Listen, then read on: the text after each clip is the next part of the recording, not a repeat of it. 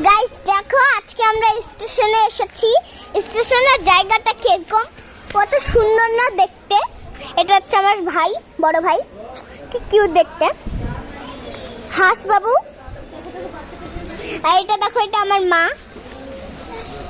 আর দেখো এটা আমার ছোট্ট গলু, মানে এটা আমার ছোট ভাই, এটা মনিবিশি।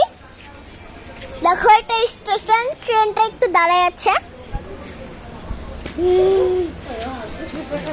ওই দেখো, বুঝতে যাচ্ছে না কত কিছু আছে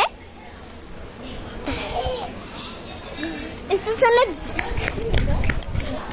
এই দেখো, দারুণ গাইস, অনেক দারুণ। আমরা এখন আরো আগে যাব, তোমরা তখন একটু ওয়েট করতে থাকো।